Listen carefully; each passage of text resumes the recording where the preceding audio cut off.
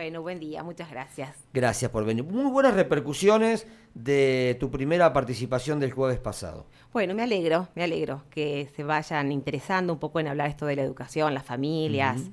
en general.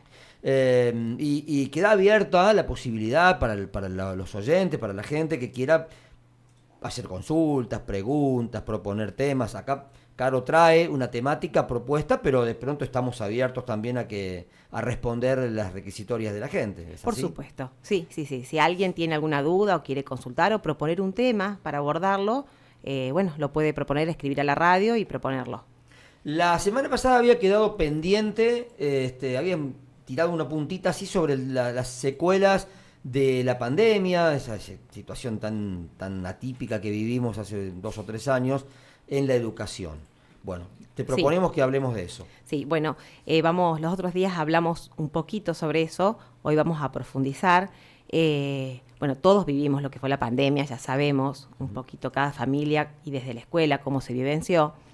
Y ahora estamos viendo qué pasó después, qué consecuencias, hay estudios, hay investigaciones, y lo que nosotros vemos también un poco, sobre todo acá en el pueblo o en la zona que uno escucha, lo principal que se ve tiene que ver mucho con los niños más chiquitos, los que por ahí no pudieron asistir al nivel inicial, al jardín de infantes, que es como la primera socialización. Entonces, los que tuvieron que después retomar el jardín, por ejemplo, de 5, primer grado, segundo grado, se notó en varios aspectos la falta de asistencia a la escuela.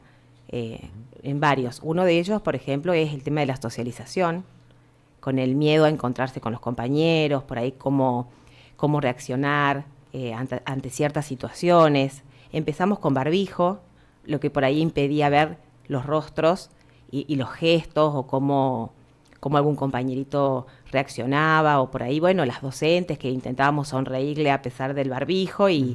y era difícil en esa interacción. Uno no veía cuando alguien estaba, porque esta parte de la cara para abajo nos expresa mucho, casi tanto más que los ojos. Y uno no se acostumbró a ver, no saber si el otro sonreía, tenía cara de enojado o triste. Y a los chicos, de los chicos debe ser más grave aún esto, supongo. Claro, sí, porque aparte, digamos, mucho de los aprendizajes, de habilidades sociales, de reconocer las emociones en el otro, se da desde que son chiquitos por los gestos de la cara. Claro. Y los más chiquitos, por ejemplo, desde 2 años, 3, que empiezan a interactuar, ellos arrancaron esa interacción con barbijos. Ujú. Primero en el núcleo familiar que no podían salir. Y después en la calle con los barbijos o con las máscaras que hacía difícil empezar a reconocer. Entonces cuando tuvieron que ingresar, por ejemplo, al jardín, se empezó a notar eso, que tenía que ver con que les costaba un poco esta interacción o reconocer la emoción del otro, estas primeras habilidades que tienen que ver con la interacción. El tema de compartir, Claro.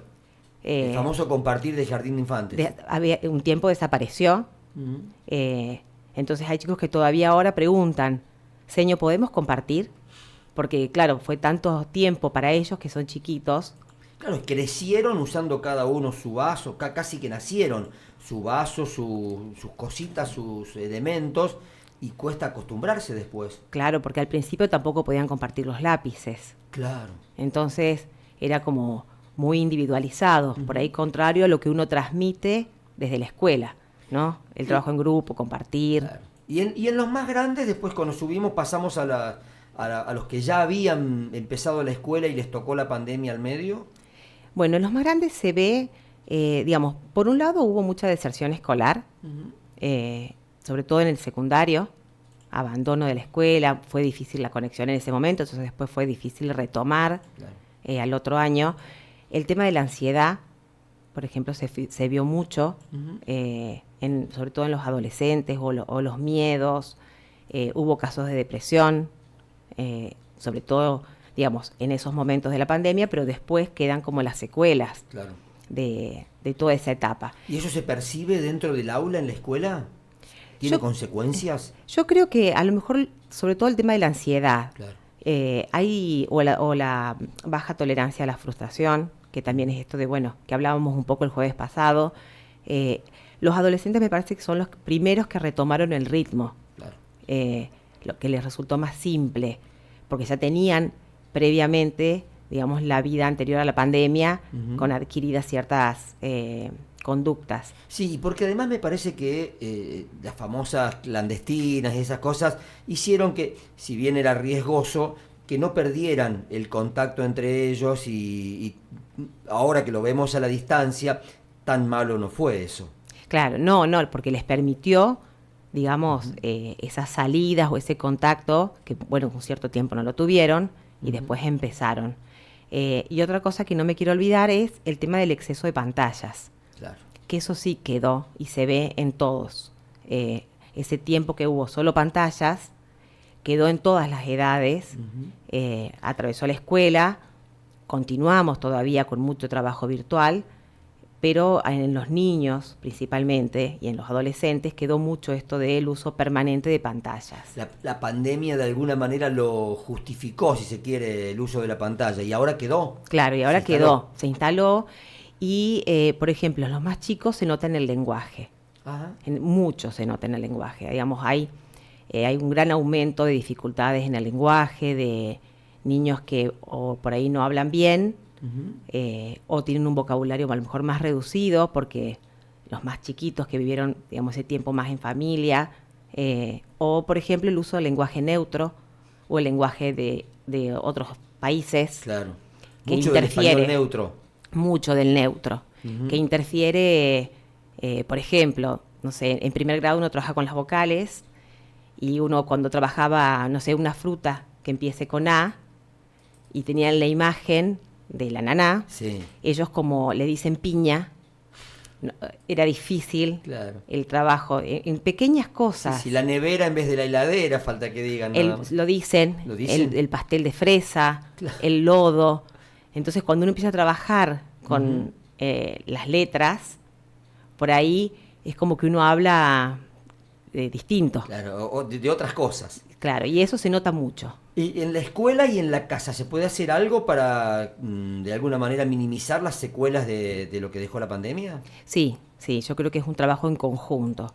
Por un lado, el tema de regular el uso de las pantallas, digamos, del momento del almuerzo, de la cena, poder compartirlo en familia y conversar, no darle de comer y a lo mejor, o si es chiquitito, o que coman mirándolo el celular cada uno, o la tablet cada uno, sino usar ese espacio para dialogar y bueno, y consultar, por ejemplo, si uno escucha que tiene alguna dificultad en el habla o algo, bueno, hacer una consulta, ¿no? Que es lo más importante. O algún especialista y también buscar una interacción con la escuela, desde la escuela se puede ayudar. Tal cual, sí, se puede. Siempre es importante consultar, ¿no? Primero, pero bueno, la base de esto es empezar a compartir, digamos, darse el espacio del diálogo en familia, sobre todo en esto del lenguaje. Volver a la prepandemia. Volver a la prepandemia, exactamente. Y bueno, y regular el uso de las pantallas, ¿no? Sí, el uso de, digamos que por ahí muchas veces los entretiene.